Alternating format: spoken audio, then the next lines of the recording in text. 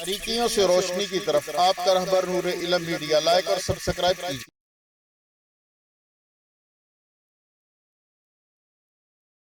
اسی طرح میرے بھائیوں، روزی دینے والا کون ہے؟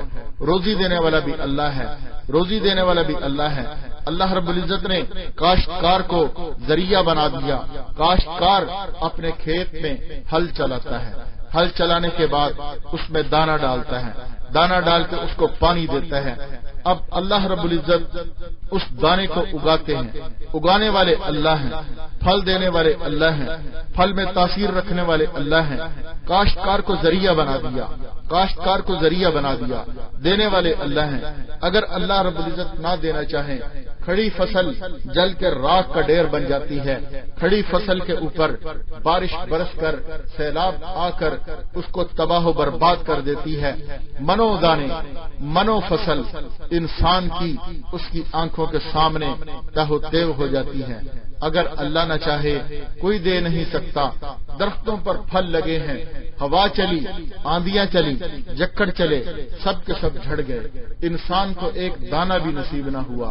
اگر اللہ دینا چاہیں تو دیں گے، کوئی نہیں دے سکتا۔ اللہ رب العزت فرماتے ہیں اَأَنتُمْ تَخْلُقُونَهُ أَمْ نَحْنُ الْخَالِقُونَ، اَأَنتُمْ تَخْلُقُونَهُ أَمْ نَحْنُ الْخَالِقُونَ، کیا تم پیدا کرتے ہو اولاد کو یا ہم پیدا کرتے ہیں؟ ہم پیدا کرتے ہیں، اس لیے موت و حیات ہمارے ہاتھ میں ہے، ماں باپ کے ہاتھ میں نہیں۔ کاشتکار کے بارے میں فرمایا اَأَنتُمْ تَزْرَعُونَهُ أَمْ نَحْنُ الزَّارِعُونَ، اَأَنتُمْ تَزْرَعُونَهُ أَمْ نَحْنُ الزَّارِعُونَ۔ یہ کھیتیاں، یہ لہلہاتی کھیتیاں، یہ کھیتی کیا تم کرتے ہو؟ فرمایا نہیں، ہم کرتے ہیں۔ تمہارا کام اتنا ہے کہ تم بیج ڈال دیتے ہو، بیج ڈال کر الگ ہو جاتے ہو۔ اب منو مٹی ہے، مٹی کے اندھیروں میں اس میں بیج ہے، بیج میں کون سی کومپل اوپر نکل رہی ہے؟ کون سا بیج کومپل نہیں نکالتا؟ اب اس بیج سے کومپل کون نکال رہا ہے؟ کاشتکار یا اس کا باپ نہیں نکال سکتے۔ کاشتکار کو پتہ نہیں اس کے اندر کیا ہو رہا ہے۔ قدرت کی مشینیں لگ جاتی ہیں، بیج پھٹ جاتا ہے، اس میں سے کومپل نکل رہی ہے۔ کومپل پھر اتنی بھاری مٹی کے اندر سے اوپر آتی ہے، باہر نکلتی ہے۔ یہ کاشتکار کرنے والا نہیں، وہ تو دانہ ڈال کر الگ ہو گیا۔ اب اللہ کی دربار میں ہاتھ اٹھا کر دعا مانگتا ہے، اے میرے اللہ میری کھیتی میں برکت ڈال دے۔ اسی طرح انسان اپنی بیوی سے اپنی ضرورت پورا کر کے اپنے خالق کی بارگاہ میں ہاتھ اٹھاتا ہے کہ اے میرے اللہ مجھے اولاد نرینہ عطا فرما۔ انسان کا کام اتنا ہے، اب اس میں برکت ڈالنا، کسی چیز کو پیدا کرنا، اولاد کو پیدا کرنا، کھیتی کو پیدا کرنا، یہ اللہ کے ہاتھ میں ہے۔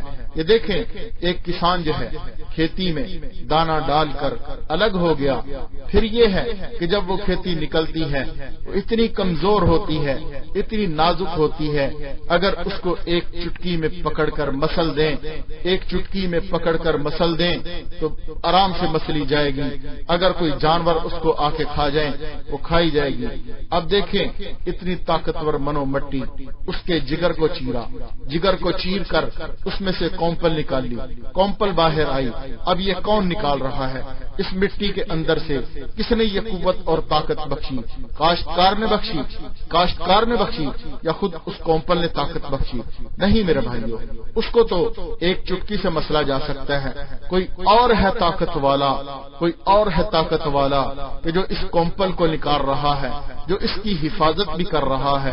وہ رب ہے کہ جس نے بیج کو پھاڑا، بیج کو پھاڑ کر کومپل نکال لی، کومپل کو طاقت بخشی، وہ اوپر کو چلتی ہے۔ طبیعت اب چاہتی تھی کہ وہ نیچے رہ جائے، وہ اوپر لانے والا کوئی اور ہے۔ اللہ رب العزت اوپر لا رہے ہیں، اب وہ اوپر آتی ہے، اس کو اور کومپلیں ساتھ نکلتی ہیں، درخت کو پتے لگتے ہیں۔ اب جو ہے جب یہ درخت اس کو آپ چھوڑ دو گے نیچے جائے گا۔ درخت میں لگا ہوا، درخت جو ہے وہ ہوا میں لگا ہوا ہے، فضا میں لگا ہوا ہے۔ اب اس کی حفاظت کرنے والا کون ہے؟ اس پہ پھل لگانے والا کون ہے؟ وہ اللہ کی ذات ہے۔ جس نے اس کو پیدا کیا، جس نے اس کو طاقت دی، وہی اس کی حفاظت کرنے والا ہے۔ ہم تو بس لگا کے ایک طرف ہو جاتے ہیں۔ اصل قوت اللہ کی ہے۔ اللہ رب العزت کے ہیں، ہر چیز کے خالق ہیں، جس نے طبیعت کو بدل دیا۔ کون ہے جس نے طبیعت کے خلاف مجبور کر دیا؟ یہ کاشتکاری کا کام۔ تو فرمایا انتم تزرعونہ ام نحن الزارعون، یہ تم کھیتی کر رہے ہو یا ہم کر رہے ہیں؟ تم تو دانہ ڈال کر الگ ہو گئے، اور پھر یہ دانہ تمہارا بنایا ہوا نہیں، وہ بھی ہمارا بنایا ہوا تھا۔ دانہ جس ہاتھ سے ڈالا وہ ہاتھ بھی ہمارا بنایا ہوا تھا۔ تمہیں بھی تم نے خود نہیں بنایا بلکہ ہم نے بنایا۔ تمہارے ہاتھ کو بھی ہم نے بنایا، تمہارے ہاتھ میں جو طاقت بخشی وہ بھی ہم نے بخشی، تم نے نہیں بخشی۔ پھر تم جو ہے کس بات کا دعویٰ کرتے ہو؟ تم جو کھیتی کر رہے ہو وہ ہم کر رہے ہیں، ہم کر رہے ہیں۔ میرے بھائیو، اس کی مثال یوں سمجھیے، اگر کسی عدالت میں ایک مدعی پیش ہو، ایک مدعا ہے، کہے کہ جی فلاں صاحب زمین میری ہے، جج سے کہے مجھے دلوا دیجئے، تو جج اس سے پوچھے گا زمین کیا تو نے خریدی تھی؟ وہ کہے گا نہیں، خریدی تو نہیں تھی، باقی ہے میری۔ تو جج کہے گا تو نے کہا ہے کہ کھیتی میری ہے، تو نے اس میں بیج ڈالا تھا؟ تو کہے گا بیج تو میں نے نہیں ڈالا تھا، باقی کھیتی میری ہے۔ کیا تو نے پانی ڈالا تھا؟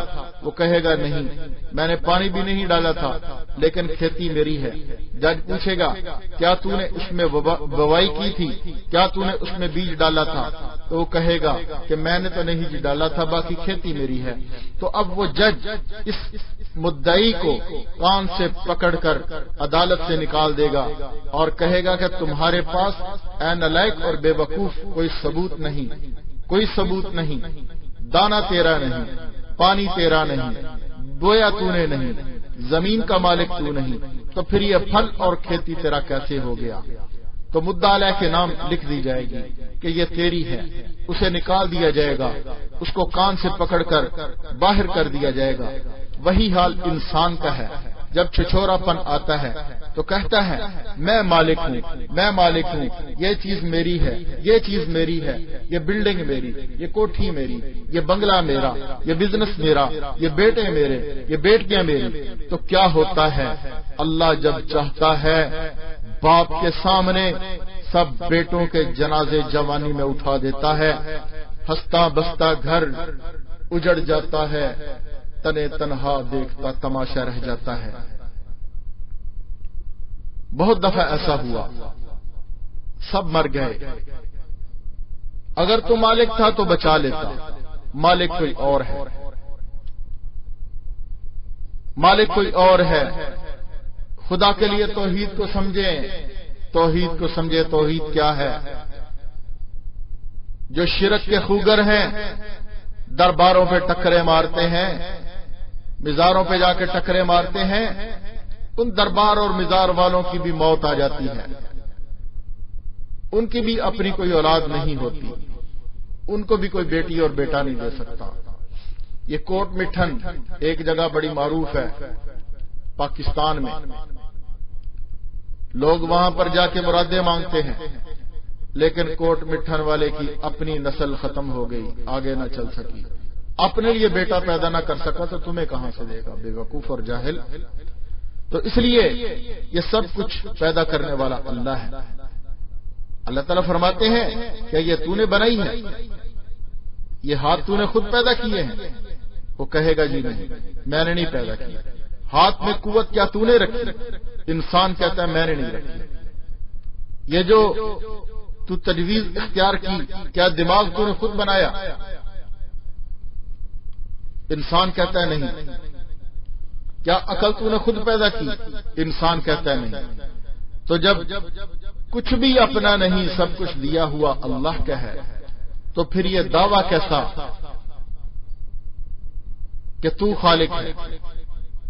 تو اللہ تعالیٰ پھر ایسے بندے کو کان سے پکڑ کر کہتے ہیں کہ چل، یہ تیرا چھچورا پن ہے۔ انسان اتنا ضعیف جب دعویٰ کرنے پہ آتا ہے تو بڑے بڑے دعوے کرنے لگتا ہے، لیکن جب اس خالق و مالک کے سامنے عاجز ہوتا ہے تو اتنا عاجز ہو جاتا ہے کہ پھر کچھ بھی نہیں کر سکتا۔ ہر چیز کا خالق اللہ، ہر چیز کا مالک اللہ، سب کچھ دینے والا اللہ ہے۔ وہی اللہ ہے جس نے سب کچھ عطا کیا، وہی ہمارا معبود برحق ہے، وہی ہمارا خالق و مالک ہے، وہی ہمارا رازق ہے۔ اسی کی عبادت کریں، اسی کے سامنے جھک جائیں، اسی کے سامنے پڑ جائیں، اور اس کے علاوہ کسی کو اپنا کارساز، اپنا حاجت روا، اپنا مشکل کشا، اپنا بگڑی بنانے والا نہ سمجھیں۔ بہت سارے لوگ شرک و بدعت میں، خرافات میں مبتلا ہو کر اپنے عقائد و نظریات کو تباہ و برباد کر بیٹھتے ہیں۔ ایسے لوگوں سے میں بصد احترام عرض کروں گا، گزارش کروں گا، خدا کے لیے، خدا کے لیے، خدا کے لیے اپنے رخ کو بدلیں، اپنے منصب کو پہچانیں۔ کس نے پیدا کیا؟ ہمیں اس کائنات میں کس نے بھیجا؟ کس مقصد کے لیے بھیجا؟ اللہ رب العزت تو فرماتے ہیں وَمَا خَلَقْتُ الْجِنَّ وَالْإِنسَ إِلَّا لِيَعْبُدُونَ، میں نے جن اور انسانوں کو اپنی عبادت کے لیے پیدا کیا۔ آج عبادت دلدل کی، آج عبادت قبر کی، آج عبادت تعزیہ کی، آج عبادت تابوت کی، آج عبادت بچھڑے کی، آج عبادت بت کی، آج عبادت جو ہے وہ مورتیوں کی، آج عبادت آگ کی، آج عبادت سورج کی، آج عبادت چاند کی، آج عبادت ستاروں کی، آج عبادت سیاروں کی۔ یہ کیا ہے؟ جب انسان اس طرح گرتا ہے،